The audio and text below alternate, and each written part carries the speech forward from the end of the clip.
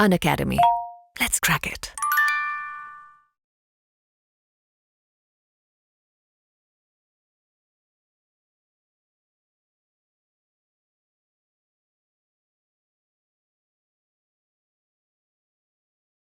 Hello everyone, welcome back to the video series on Foundation of International Relations.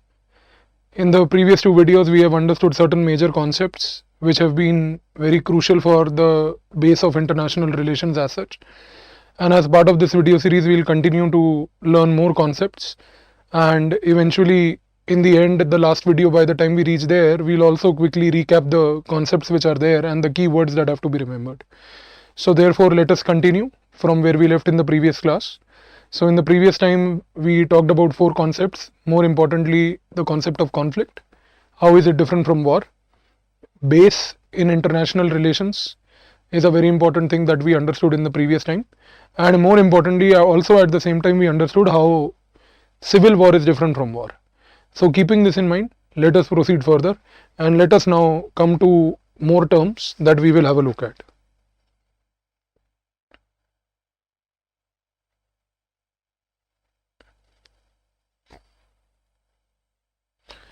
So the next term that we now look at is a term called anarchy. Anarchy has to be studied in context of the previous term that we saw earlier, that is basically civil war. See, anarchy in a very simple language is basically a situation of lawlessness or chaos.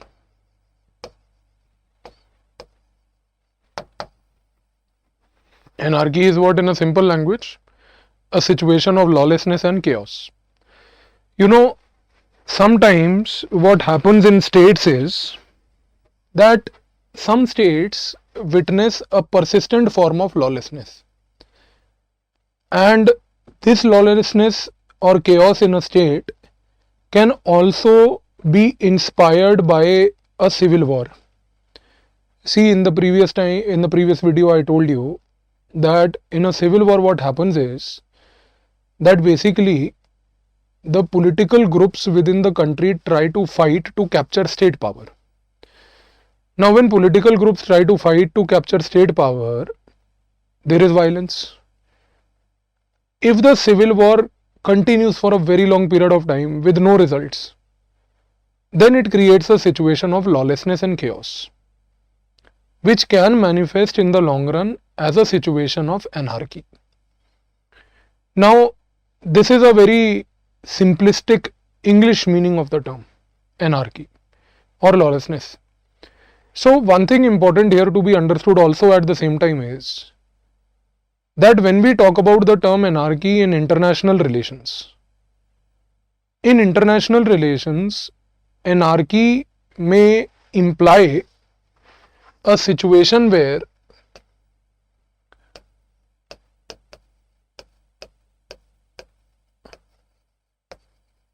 a state has no rule in place.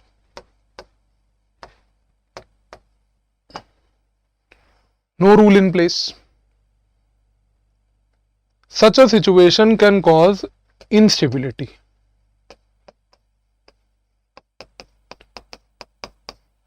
In the system. Anarchy, like civil war, is not a welcome situation. So you have to remember very carefully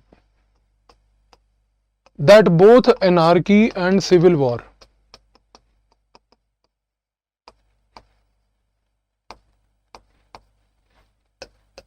promote chaos, and not only they promote chaos, both anarchy and civil war promote instability.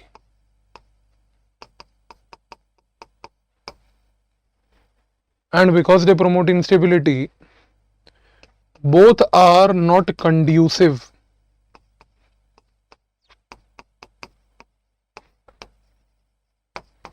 for diplomacy.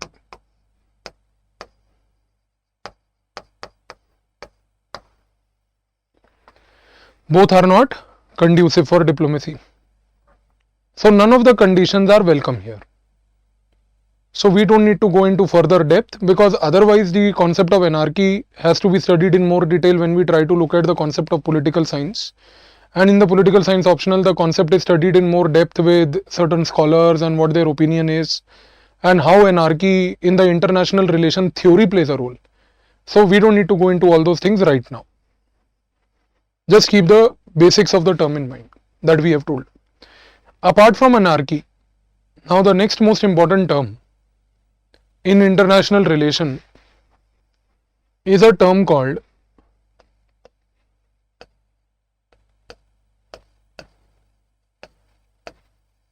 balance of power.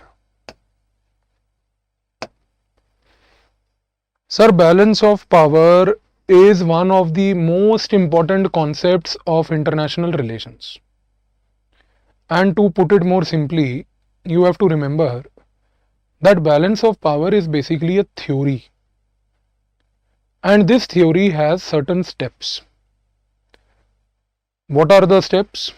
What does the theory say? And how does the concept of balance of power impact the international relations? Understand this very carefully, beta, because this is a very important concept, and it will be very much required in not only understanding newspapers but understanding India's relationship with many countries in the world, and even understanding how the world behaved at one point of time, which was the period of Cold War. तो वो सब हम देखेंगे बाद में, but ये concept को अच्छे से समझो. As I said कि balance of power is basically a theory. The theory of balance of power says that the world in which we live in is basically a system.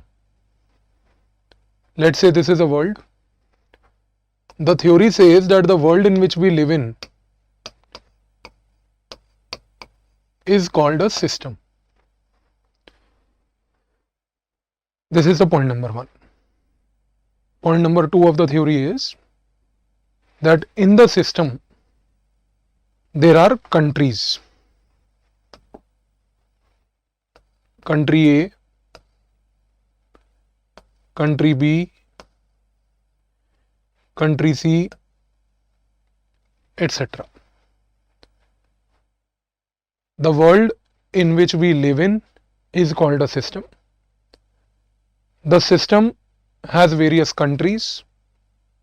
For example, A, B and C. All these countries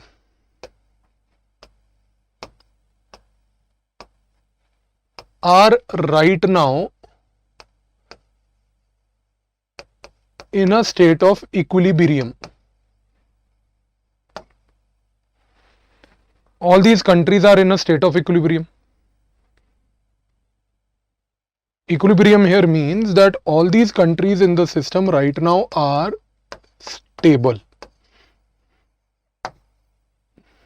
Equilibrium also means all these countries in the system have right now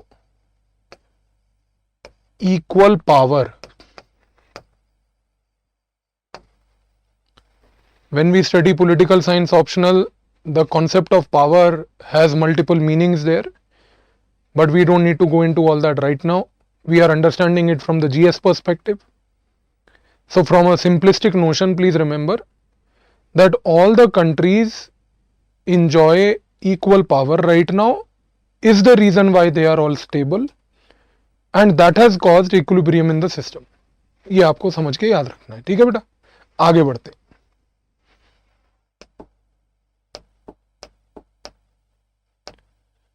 The balance of power theory further says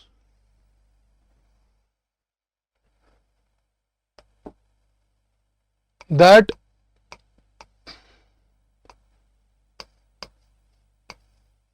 equilibrium in the system can be disturbed. देखो बड़ा important point है ये. As of now, all the countries are in an equilibrium.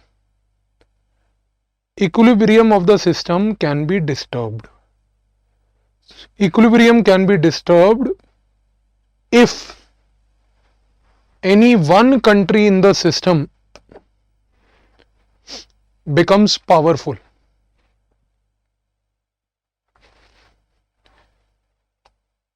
Let us assume country A is the country in the system which increases its power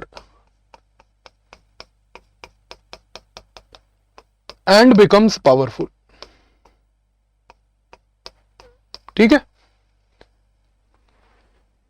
A is that country in the system which increased its power. A increased its power. पहले तो इसका मतलब समझ लो कि क्या होता है कि भाई what is the meaning of the word that a country becomes powerful. A country becomes powerful or country increases its power means a country can become powerful only when it follows 3 steps. Number 1, it is politically stable.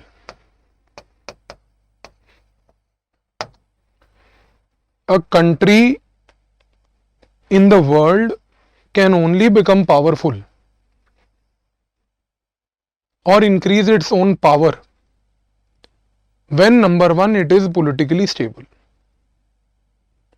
Politically stable means that whatever system of government it has been following has been a consistent pattern without disruption.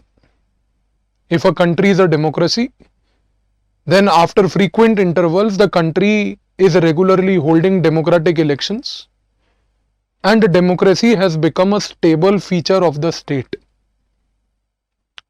Because any country which is politically stable can only then try to become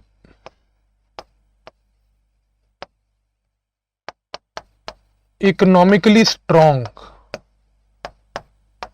ये next चीज है भाई. A country which is politically stable can try to develop its economic power. Without political stability, development of the economy is not possible.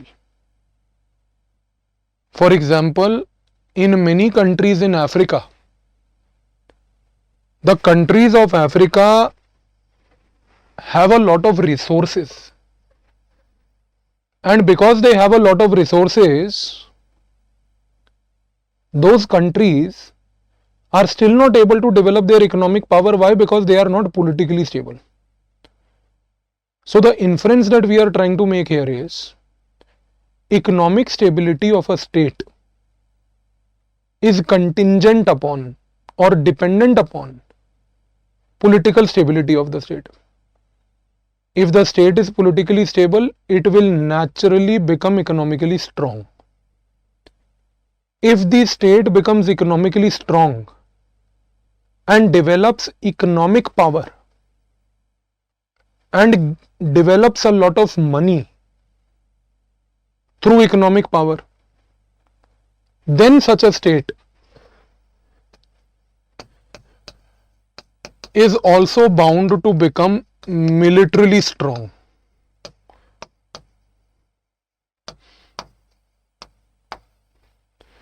A state which is politically stable will not only be economically strong, but the same state will also become militarily strong. Sir, if you have money, you can buy military products. If you have money and if you have political stability, you can prepare a vision to train your domestic human resource to produce military products also. You can, if you have political stability and economic strength, also try to engage your human resource with advanced countries and get your manpower trained by those advanced countries. Advanced countries would prefer to collaborate with you if you are politically stable and they see some economic progress in your country. You will never find Americans providing training to army of Somalia, because neither are they politically stable, nor does America see any economic strength in the Somalians. And as I said, sir, economic strength is contingent upon political stability. Lack of political stability in Somalia itself nullifies any cooperation with the Americans.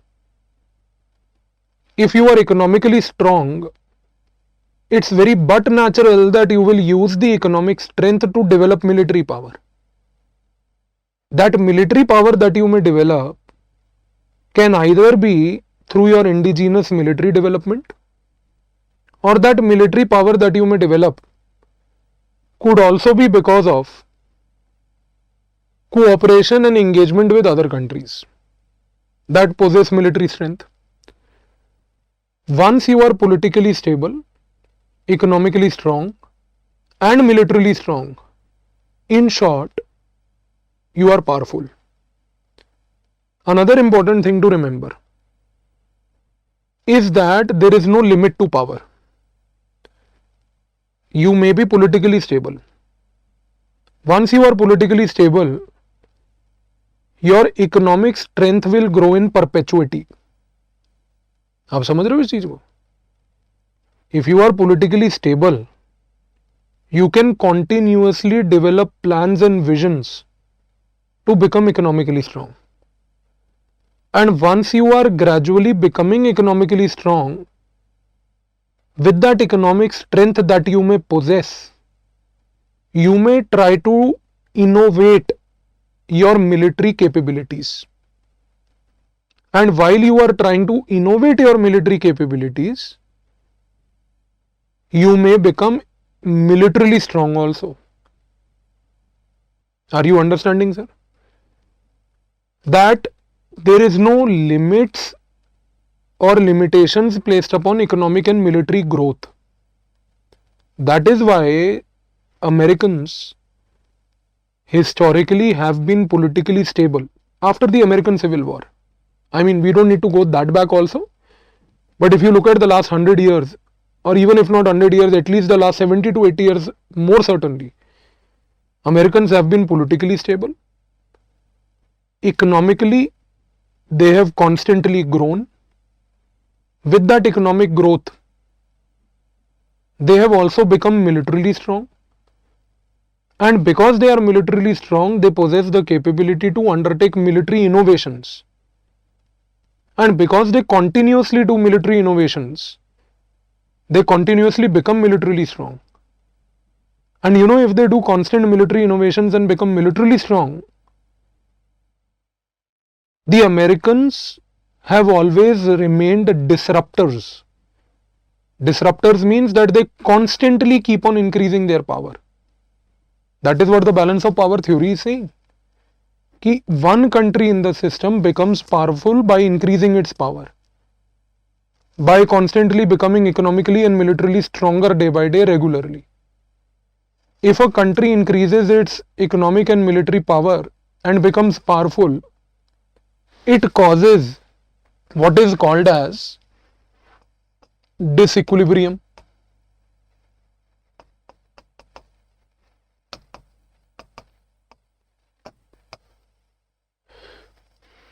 A country that becomes economically, politically and militarily strong is bound to cause disequilibrium in the system. If A has become powerful, A has basically caused disequilibrium in the system. Before proceeding further, I also want to tell you two more things, slight deviation but related. India also is a politically stable state. Since 1947, when we became independent, a lot of questions were raised at that time that whether India as a democracy will be viable or not. The Britishers, for example, had contempt for India because they believed that an uneducated country which has no basic level of development can never be a democracy. And sooner or later, the democracy in India, according to the British, would fail. It did not happen. India, despite all constraints, held democratic elections. Whether those democratic elections gave a strong political culture or a coalition culture is not the question here. The question here is that the value of the state that we had called democracy was sustained. So India remained politically stable. Because of political stability, we could envisage development of economic power. We have not reached an ideal situation of economic strength. We are striving for it. We may make mistakes also in the process. That's fine. Every nation does that. We are trying to develop our economic power. While we are trying to develop our economic power, we are also trying to divert a part of that economic strength or resource to develop our military power. And our military power is being developed by a combination of the two approaches that I told you. First approach is cooperation with foreign countries and purchasing defense products directly from them. And second is obviously boosting up the indigenous production, domestic production, training your manpower, providing them with capabilities, etc. That is why, sir, whenever in the newspapers you hear that India has had a standoff with someone, a skirmish with someone, and as I told you in the previous lecture, that standoffs and skirmishes that India has with China are more common. While we may resort to diplomacy to tackle them, but diplomacy is not the only long-term solution, sir. That is why if you have been reading newspaper articles, and especially the Hindu articles which are there, which have to be read by you for the preparation of this exam, you would understand one thing, that while the articles do tell us that India and China should diplomatically sit down and talk, no doubt that is the prerequisite. It's the only way to solve the conflict which is there, lest it becomes violent, as it became last year, as I told you in the previous class. But India's strategic thinkers are of this opinion that diplomacy might be a short-term tool to tackle China.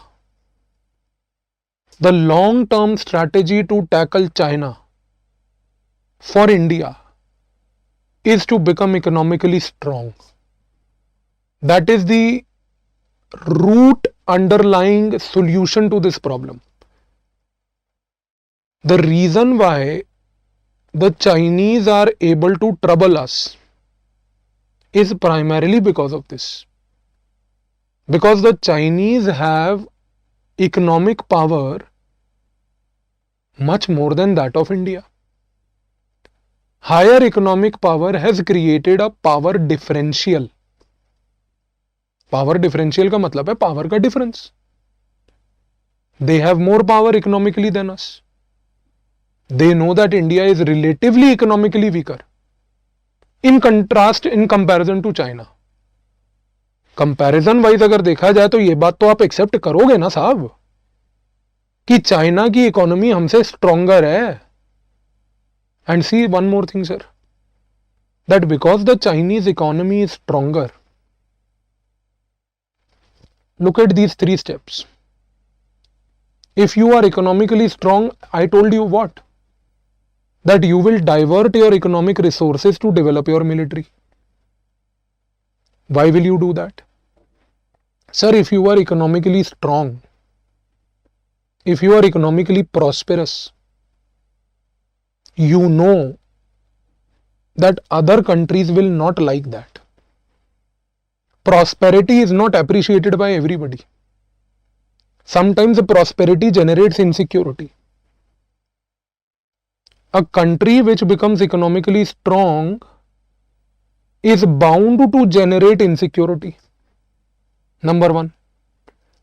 Number 2, a country which is economically strong is bound to have centers of economic growth in different parts of the world.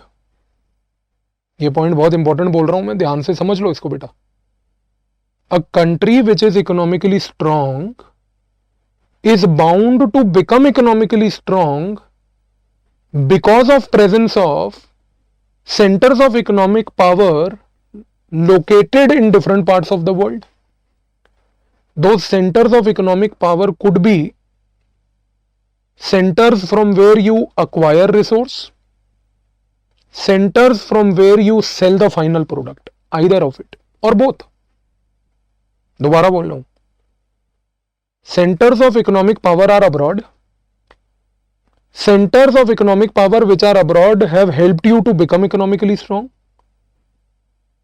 Centers of economic power which are abroad could be centers from where you buy resource, or could be centers where you sell your final product. That means those centers could also be potential markets for you.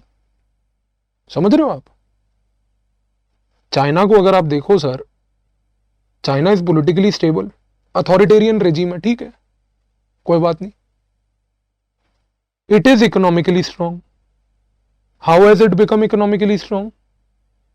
By having centers of power of economic growth located in foreign countries, apart from obviously a domestic vision for growth. China today buys resources from different countries in the world. Africa is a resource rich continent. Africa today provides a tremendous amount of resource to China. Chinese economic growth is fueled from resources from Africa. ये हम कह सकते हैं. Chinese neighbor, the territory of Central Asia, also provides China with tremendous amount of resource. By Central Asian countries are also resource rich. Central Asia provides China with resource. Through that resource, China has developed economic power. China is developing economic power from resources from Africa. China is developing economic power from resources from Central Asia. These are resource acquisition centers. Once China acquires the resources, they manufacture a product, they sell the product in Europe. Europe is a market. Chinese have power centers all over the world. Europe is not the only market, sir. If you look at Africa itself, from where you take the resource, that also is a market. Central Asia, from where you buy the resource, also is a market. China also buys resources from Latin America. From Latin America also they buy the resource, from Latin America also they sell the product. Latin America is also a market, along with a resource acquisition center. So what am I trying to tell you, sir? That the Chinese have economic power centers all over the world. If China has economic power centers all over the world, it also has to make sure that these power centers all over the world that they have are secured.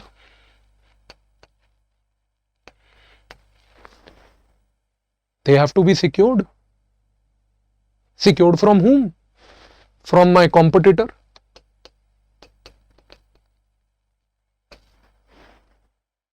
Bhai, if I am buying resource from Africa, if I am also selling a product in Africa, if Africa is not only a resource acquisition center for me, but Africa also is a eventual end market product for me, then I have to protect Africa from any other country that may want to acquire resource and deprive me of the resource. I also have to protect my market interests in Africa and not leave a space of my market for someone else to occupy. How will I do that? By developing military strength. So once you are economically strong, you will have economic centers of powers of growth all over the world. These economic power centers of growth can be resource acquisition centers or markets or both. And countries which have international economic interests will try to protect those economic interests abroad, for which they will develop their military capability. And through military capabilities, they will try to secure these economic centers of growth of power located all over the world from the competitors. So one thing is very clear, sir, that now if you try to look at the concept more deeply, if India has to tackle China, what should be our strategy? Our strategy should never be to disrupt them, trouble them, beat them, have war with them. No, sir. The only good strategy to tackle China is for India to become economically powerful. If India has to become economically powerful, it has to do more trade with other countries in the world. Through more trade, you develop more economic clout or power. And once you develop economic power and have economic power centers all over the world, and obviously once through those power centers you become economically strong, you will use those economic resources to become militarily strong. So today, please remember one thing, sir, that if anyone asks you, how does India tackle China in future? Your answer should be very clear. That the best strategy to tackle China is for India to become economically strong. To become economically strong, India must engage with advanced economies of the world and develop economic power centers of growth. Number 3, through those economic power centers of growth, after propelling India's own domestic growth, we should try to develop our military power. With the military power in place, India will be able to develop strength equivalent to China. And once you have economic and military strength equivalent to China, China will not trouble you. China troubles you today because India lacks the economic and military strength that the Chinese possess. You have to be very careful in your words that you use in the exam. And you also have to be very careful about the thought process that you may develop while preparing for the exam. So I have told you very clearly, sir, though this is just a very basic discussion that we have done today. Once we do India-China relations, there are 8 other strategies that India has to adopt that I will be telling you in the course that I will teach. But till then you have to remember this. कोई आपसे पूछ ले आज के बाद कि भाई how do we tackle China, आपका आंसर आज तैयार हो गया सर. आपके दिमाग में मैंने आपको ये 4 पॉइंट दे दिए और यही बोलने आपने. That the best way to tackle China is for India to develop economic strength because it is already a politically stable state. India should use the economic strength by engaging with other countries in the world and develop economic power centers all over the world. Using those economic power centers, India should try to basically propel its own domestic growth. And once the domestic growth is propelled, that domestic growth should be used by India to develop military capabilities equivalent to China. And once we possess economic and military capabilities equivalent to China, the threat of China automatically diffuses. ये आपको याद रखना है. Slight deviation from the balance of power, but related topic. That's why I thought I will tell you. ठीक है. अब यहां पे हमने क्या बोला बैलेंस ऑफ पावर थ्योरी ने? बैलेंस ऑफ पावर थ्योरी ने ये बोला साहब, number 1, the world in which we live in is a system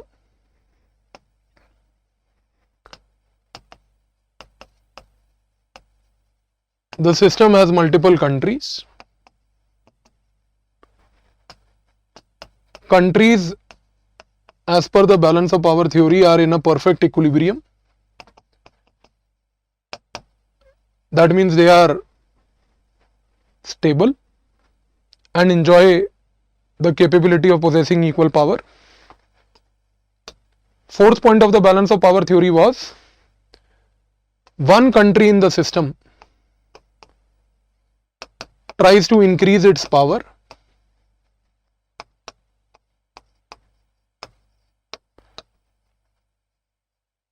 and when it tries to increase its power, it causes disequilibrium. When the country that increases its power causes disequilibrium, this disequilibrium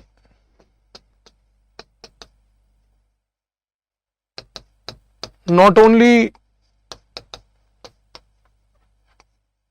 disturbs the system but causes insecurity in the minds of other countries in the system. ये point सारे clear होने चाहिए sir. Chronology है पूरी, आप chronology समझिए. Disequilibrium will disturb the system and generate insecurity amongst others in the system. अब मैं इसका डायग्राम बना रहा हूं, अब आप समझ लो.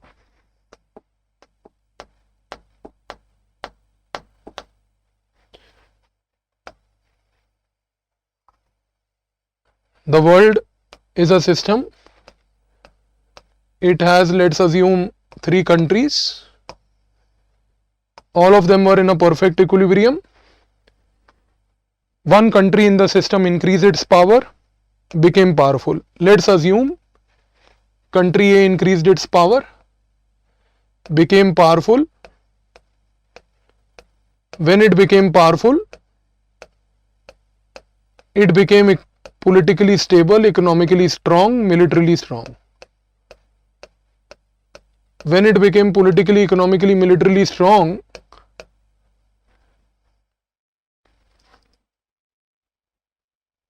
it caused disequilibrium in the system. Now, if A has caused disequilibrium,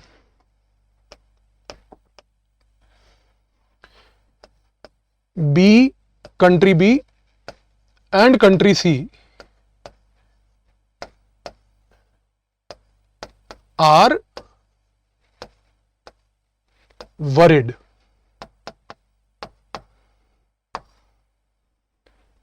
B and C are worried. क्यों worried है ये? क्योंकि A की पावर बढ़ गई है, सिस्टम में डिसइक्विलिब्रियम आ गया. Because the disequilibrium has happened because of the increase in the power of A, B and C are worried. Now what are the options for B and C? Option number 1 for country B and C is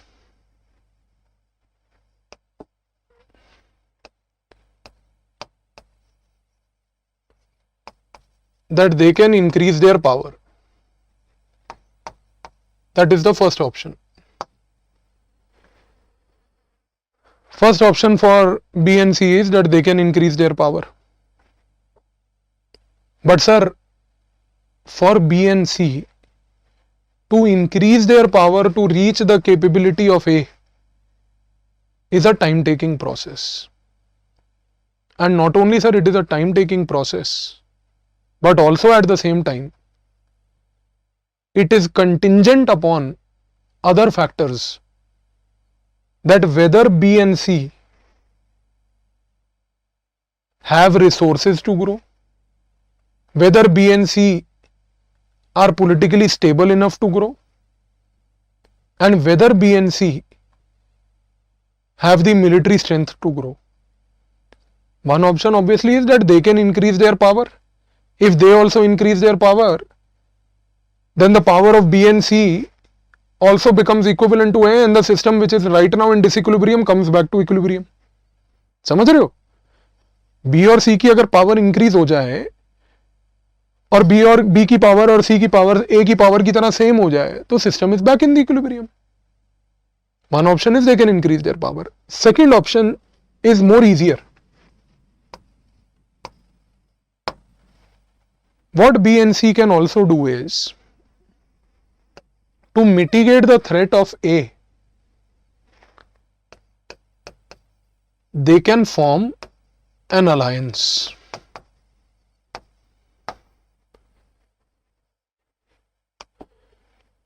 To mitigate the threat of a strong A, B, C can form an alliance. If B and C form an alliance, then the cumulative power of B and C is equivalent to A. This way, they can mitigate the threat of a strong, powerful A. But sir, question is, what if in the system there are more countries? Let's say there is A, let's say there is B, let's say there is C, and let's say there is D also. What if in the system there are more countries? And what if in the same system a country like A increases its power to become powerful and cause disequilibrium? If a country like A has become powerful to cause disequilibrium, then the option for B, C and D for that matter again remain the same as I told you. Option number 1, you increase your own power. Time taking process, difficult, contingent upon many factors that we discussed. What is the other option? Form alliances. B and C can form an alliance. C or D can form an alliance. B or D can form an alliance. B, C, D can also form an alliance. Formation of alliances in the system can bring the system from the state of disequilibrium back to equilibrium.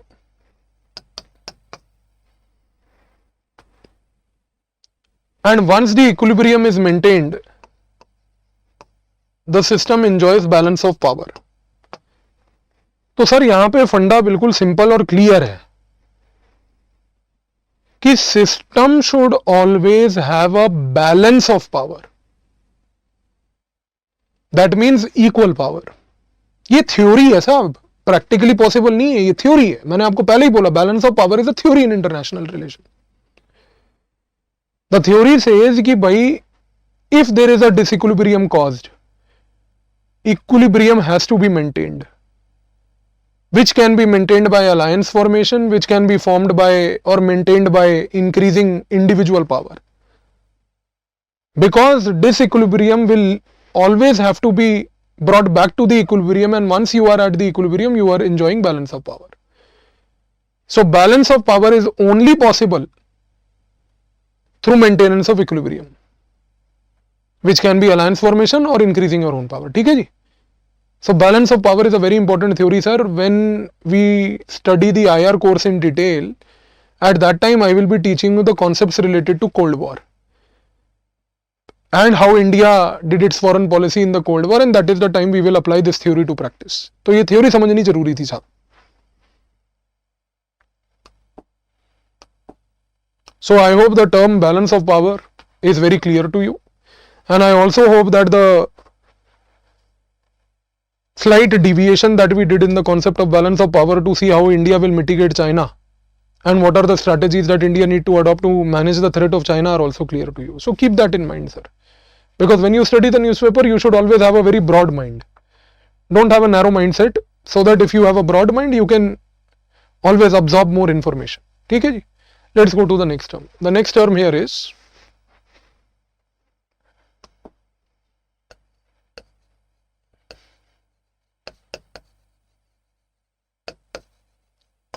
colonialism.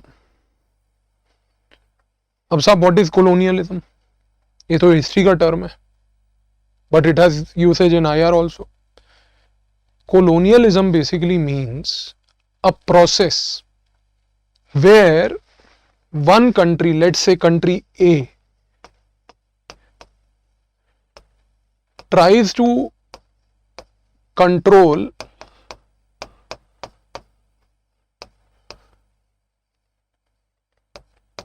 political systems of another country, let's say B.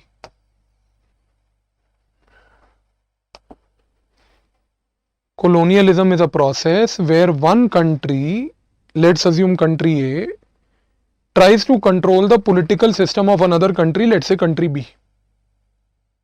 Step number 1 of colonialism is always control of political power. If a country is there like country A, which is trying to control the political system of B, a natural inference here is A is more powerful than B.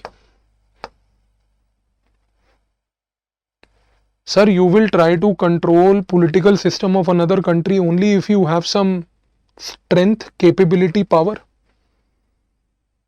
And a country's political system can be controlled, hijacked only if your political systems are weak, that make you vulnerable. ये बात भी आप मानोगे मेरे साथ? That a country might be weak and vulnerable is the reason why its political system is susceptible to control by another person or another country here.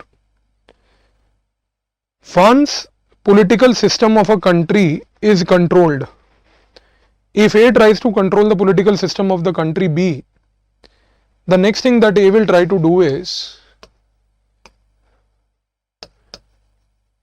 control their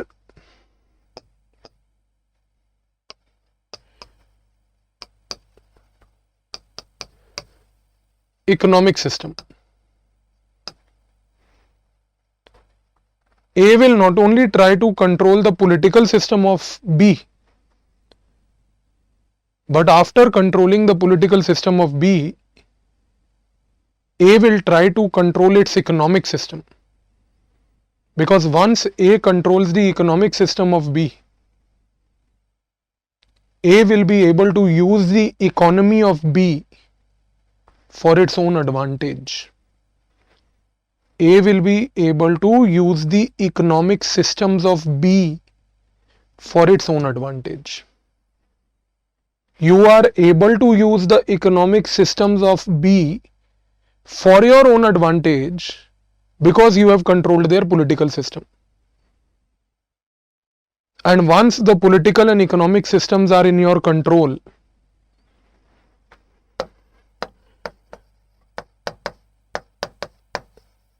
the military structures of B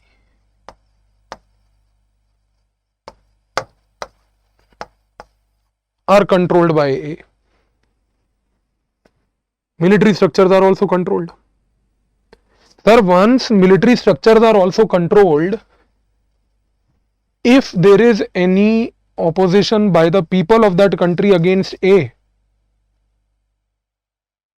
you will be able to use the military to suppress those use the military to suppress the opposition, if any. Let us apply the theory to practice.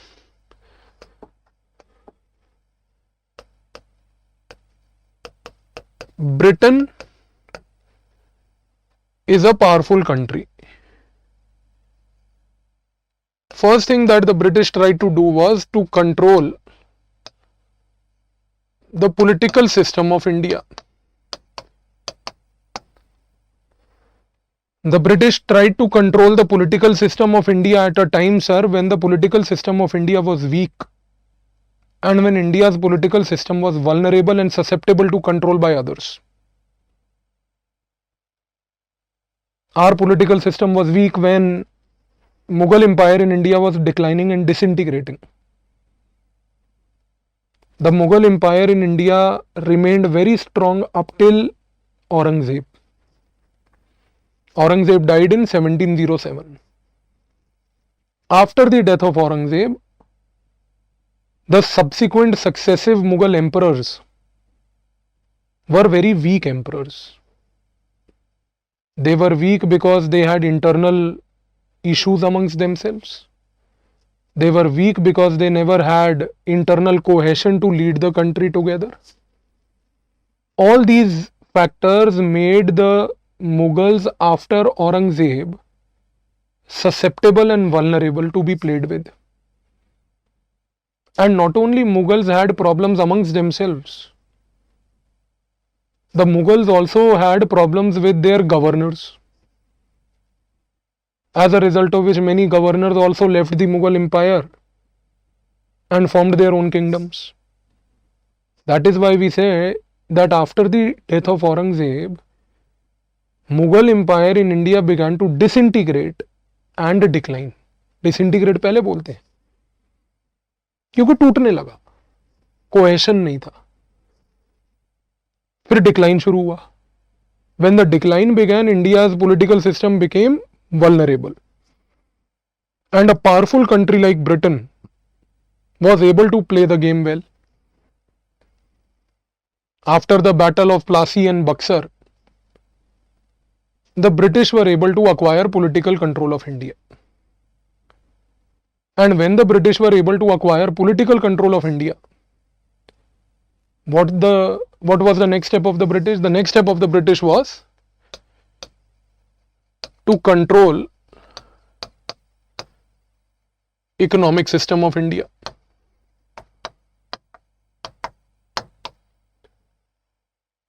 And what was the objective of Britishers trying to control the economic system of India? The objective was to control the economic system to fuel their own growth. Fuel means to power their own growth. The political system of India is under the control of the British. Once the political system is under the control, next step is to control the economic system. The Britishers tried to control the economic system after they developed political control. And the economic system control was such that the Britishers started taking resources from India to Britain. Britishers started taking resources from India to Britain. These resources that they took from India to Britain fueled the development of Britain. That is why we say that the Britishers were responsible for plunder of India's resources. Plunder.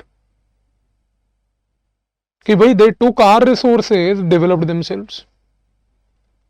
And when they developed themselves, used our resources for the same, and when they developed those products, what did they do? They made India a market for its products. When India became a market of the British products, while our resources were being also plundered, the people were badly affected. But because the British had the political and economic systems of India under their control, they used these controls eventually to also control India's military structures. The Britishers also used the political and economic control of India to control military structures of India. And once the Britishers controlled the military structures of India, the Britishers subsequently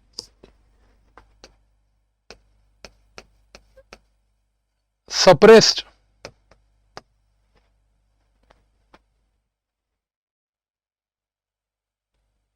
any revolt by the Indian people.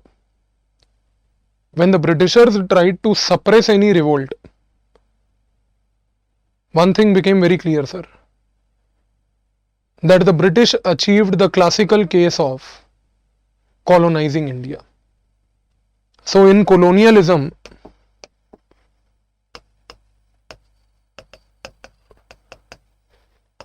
Britain was the colonizer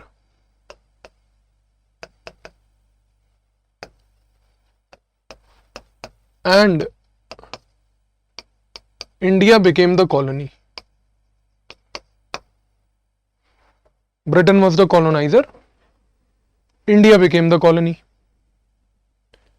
So one thing is very clear, sir, that in the concept of colonialism, the colonizer tries to control the political, economic and military structures of the colony. And when the colonizer tries to control the political, economic and military structures of the colony, they make use of the colony to fuel their own growth. That is why colonialism is perceived to be a negative concept. Because in colonialism, one country gains at the expense of the other country. And the country gaining gains more advantage, country being plundered becomes more plundered and destroyed. When a colony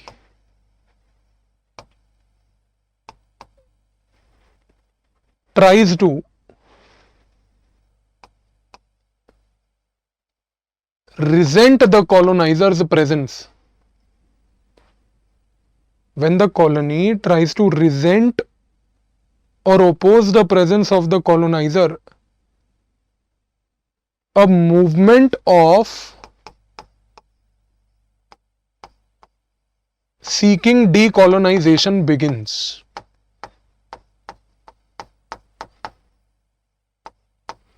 Movement of seeking decolonization begins.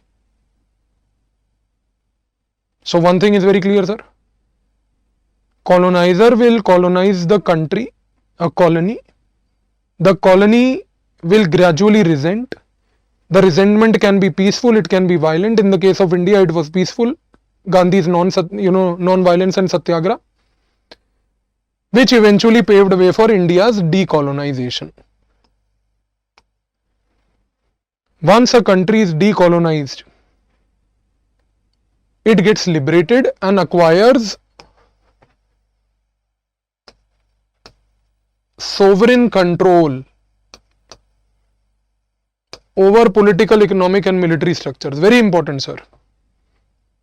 Your political, economic and military structures are liberated from the control of the colonizer and you establish sovereign control over your political, economic and military structures. So the sole purpose of decolonization, the sole purpose of a movement for decolonization is to reassert the sovereign control over the political, economic and military structure. Sole objective is to reassert the sovereign control. ठीक है जी? तो ये आपको याद रखना है sir. Colonization is also a very important term again, because when we will be trying to study the world history part, which is the base for international relations, which I will teach you in the course, at that time we will be using colonialism as a term first, and after that we will be trying to study that how after decolonization of the world entered into a cold war, leading to applicability of balance of power theory in the politics, and thereby the world functioning through that. So keeping this in mind, let us proceed further and let us now look at the next term.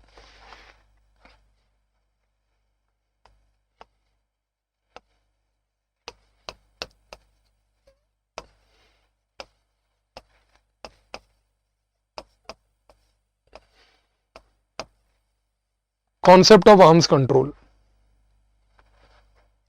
Sir, arms control is a very big topic in our political science optional in the part 1 of the paper 2 also.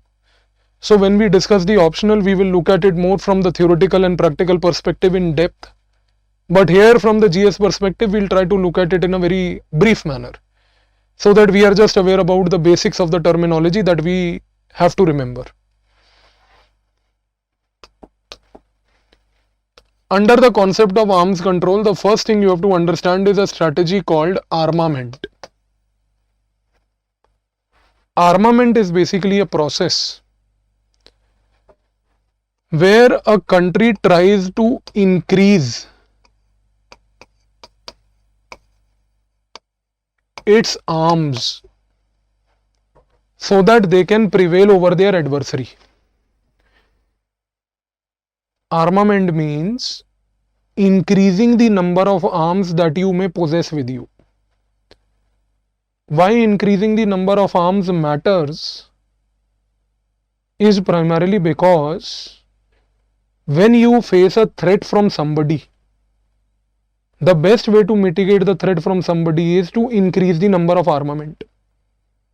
In the balance of power, I told you one thing. A country may try to become powerful, and one way of becoming powerful is to become politically stable, economically and militarily strong. One way to become militarily strong is to resort to a strategy of armament. Increase the number of arms that you have. How do you increase the number of arms? By producing more arms domestically, which is the most viable strategy, or by buying arms from others. समझ रहे हो? Either you can increase the arms by producing them domestically, or you can also increase the number of arms that you may have by purchasing them from the others. ठीक है? Armament means increase in the number of arms with the state. In a simple language. Technical definition नहीं है ये, simple language की. अब sir एक चीज समझो आप. If the world is a system, if the system has countries, if one country resorts to armament, it will have consequence. If one country resorts to armament, armament will cause insecurity amongst others. आप वो example याद करो जो मैंने आपको दिया था. ए है, बी है, सी है. If A resorts to armament, it will cause insecurity in B and C. That is the first consequence of armament. Armament causes insecurity in the system. Number 2, when we say increase the arms, arms are not only normal arms, but can also be nuclear arms. When we say armament, armament normally does not mean only increasing your normal conventional weapons, as they are called. Conventional weapons. But armament can also mean nuclear weapon also. अब sir ये देखो यहाँ, A is the country doing armament. A increases the number of conventional weapons with it. A increases the number of nuclear weapons with it. If A increases conventional and nuclear weapon both, B and C will develop tremendous amount of insecurity. Tremendous. So armament as a strategy, आपको जो याद रखना है, armament as a strategy has a destabilizing effect. That is what you have to keep in mind. Armament as a strategy has a destabilizing effect because it generates insecurity in the system. समझ गए जी? Related to armament comes another term called disarmament.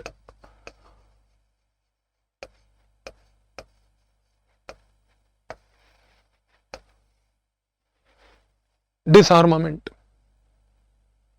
If armament means increase in the number of weapons, disarmament means taking steps to reduce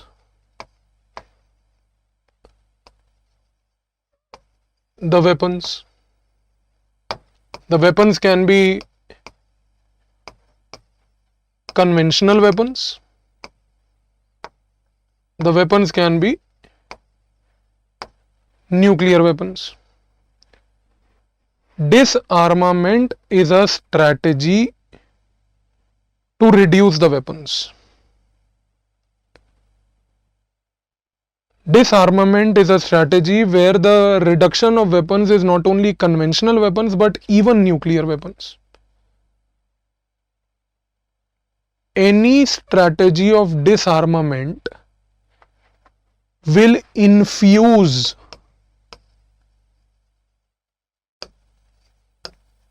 a sense of security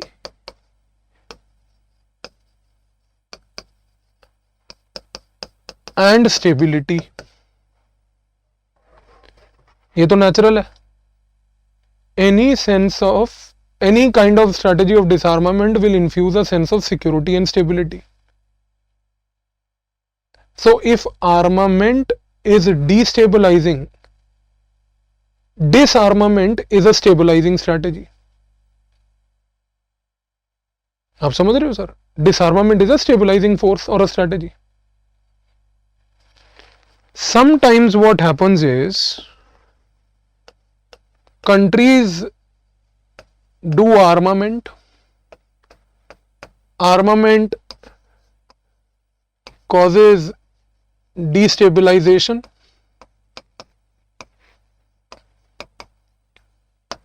To mitigate destabilization, the countries resort to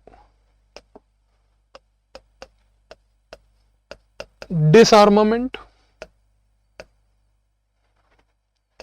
Disarmament promotes stability in the system.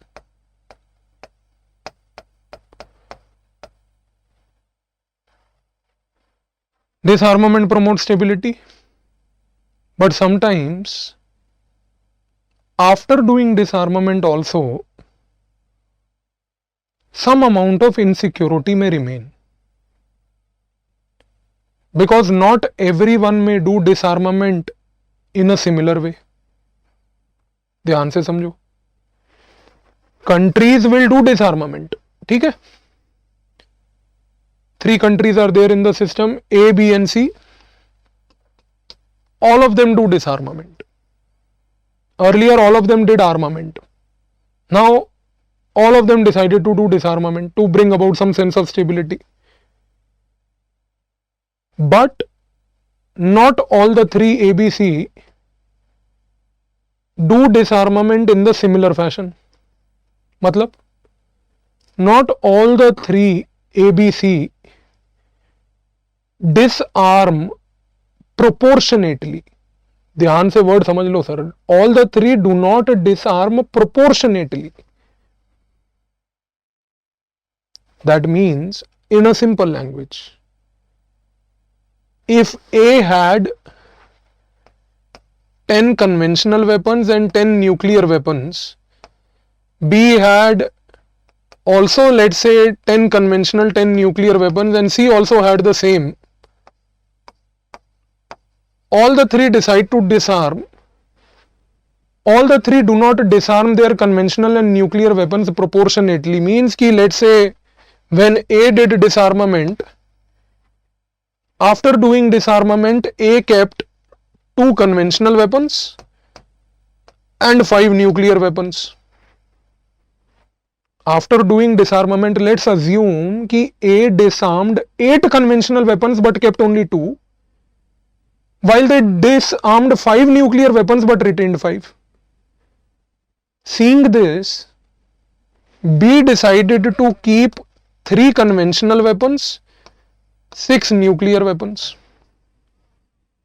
Seeing A's strategy of disarmament, B's disarmament was also not proportionate. And when C did disarmament, let's say C kept 4 conventional weapons and 7 nuclear weapons, proving very clearly that the disarmament has been disproportionate. This disproportionate disarmament thereby creates more insecurity. And when it creates more insecurity, this disarmament, because it is not proportionately done, leads to rearmament.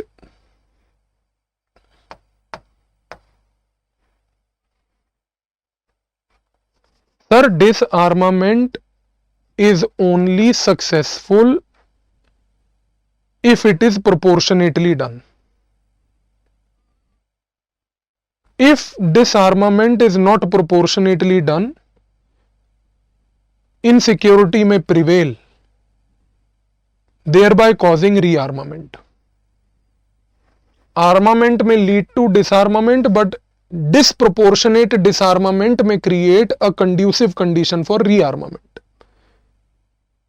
Disproportionate disarmament may create a conducive condition for countries to go for rearmament. ये कह रहा हूं मैं, ठीक है? ये समझ आ गया? अब देखो आगे.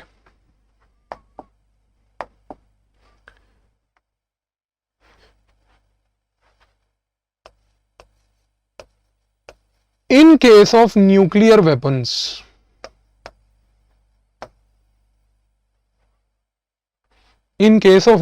weapons, there is a term often used called complete disarmament.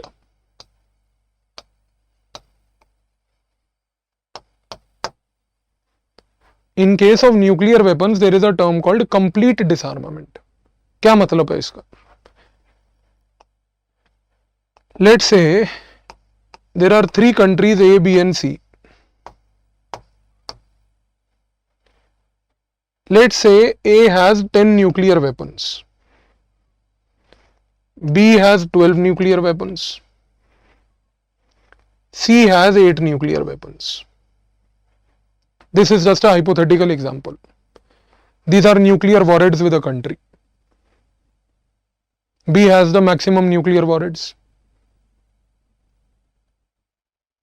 If these countries want to do disarmament, in disarmament, what will they try to do? They will try to decrease the number of nuclear weapons they have. मैंने आपको अभी बताया कि भाई डिसआर्मामेंट का मतलब होता है reducing the number of weapons, and here in our case the weapons are nuclear weapons, so reducing the number of nuclear weapons. A reduction in number of nuclear weapons और disarmament जो अभी हमने देखा, disarmament can only be successful if it is proportionately done. If it is not proportionately done, in that case there is always a possibility of rearmament again because of prevailing insecurity conditions. So how does the term complete disarmament help? The complete word ensures proportionate disarmament.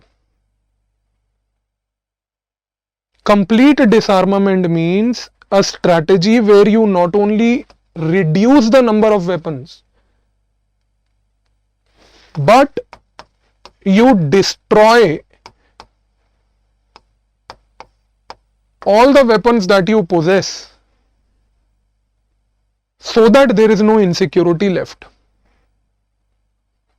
The word complete ensures that you not only reduce the number of weapons, but destroy all the weapons that you possess so that a prevailing condition for insecurity does not arise. If there is a prevailing condition for insecurity that may arise because of disarmament, it can lead to rearmament. थोड़ा सा complex है यार, अगर ध्यान से समझोगे कुछ complex नहीं है, साधारण चीज है कि disarmament is reduction of weapons. But once you reduce the weapons, there may be a possibility that it is not done proportionately. If it is not done proportionately, then it may create conducive conditions for insecurity generation. Insecurity generation will lead to rearmament. How do you prevent rearmament? Go for complete disarmament. In complete disarmament, the objective is not only to reduce the number of weapons, but to destroy them. That means if A has 10 nuclear weapons, A will destroy 10. But B has 12, B will also destroy all 12. C has 8, it will also destroy all 8. Complete disarmament in ABC will happen when A will be left with 0 nuclear weapons, B will be left with 0 nuclear weapons, C will be left with 0 nuclear weapons. If all the three countries have 0 nuclear weapons, we say that they have destroyed all their capabilities of the nuclear weapons, and thereby there is no conducive condition for promotion of rearmament. तो एक चीज अब आपको clear हो जानी चाहिए साहब,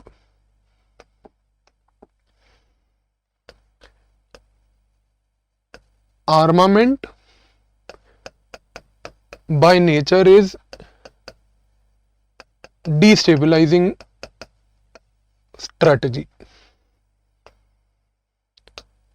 Armament often leads countries to carry out disarmament. Disarmament is a stabilizing strategy.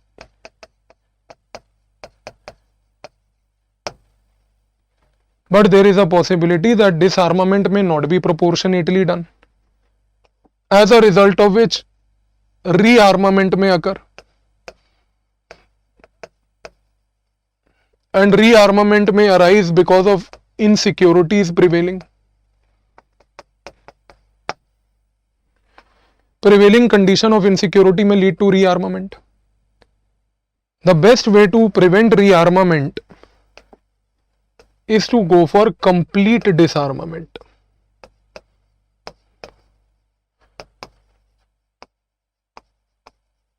Complete disarmament induces peace, security, stability.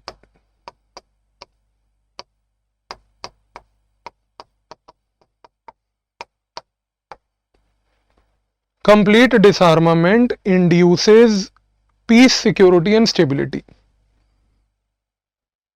समझ गए जी? एक चीज याद रखना, I will teach you this in the IR course in detail, that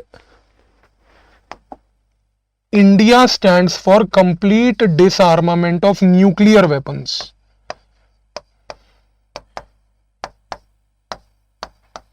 India stands for complete disarmament of nuclear weapons. ये याद रखो. I will teach you in detail. And very importantly, when we study India's nuclear policy, the question that we have to study there is that if India stands for complete disarmament, what is the meaning of complete disarmament? Not only reduce the weapons but eliminate all weapons. Destroy the weapons. If India stands for complete disarmament, then why does India itself have nuclear weapons? है ना हमारे पास. So how do we relate complete disarmament with possession of nuclear arsenal of India? We will study that. But please remember, India's nuclear policy stands for complete disarmament of nuclear weapons. ये आपको point याद रखना है. And that is why we say India's nuclear strategy, ये मैं आपको सिखाऊंगा आगे कोर्स के दौरान, कि India's nuclear strategy promotes peace, security and stability. When you write an essay also on international relation topic, you can always use the phenomena that India, despite in possession of nuclear weapons, favors complete disarmament, thereby proving the fact that it is a peace loving country. और उसके क्या logic है, rational है, वो तो खैर आपको मैं डिटेल में कराऊंगा, उसका तो टाइम लगता है, बढ़िया तरीके से समझाऊंगा आपको, इतना बढ़िया समझ आएगा, कंप्लीट क्लैरिटी हो जाएगी. So one thing is very clear sir, armament destabilizing, disarmament stabilizing. Disarmament has the potential of not being proportionate, thereby causing rearmament. Rearmament generates insecurity, and insecurity of rearmament can be mitigated by going for complete disarmament. Complete disarmament is not only reduction of weapons but elimination of nuclear weapons, and thereby elimination of all nuclear weapons induces peace, security, stability. ठीक है जी? So in this video we have learned some very important concepts. Please internalize these concepts. Try to go through the notes that you have made with me in the lecture again. Try to revise them. And at the same time, in case there is a doubt, you can always refer to the International Relations book by McGraw-Hill, or you can refer to the notes that are there. So we'll continue from here in the next video with further new concepts. Thank you.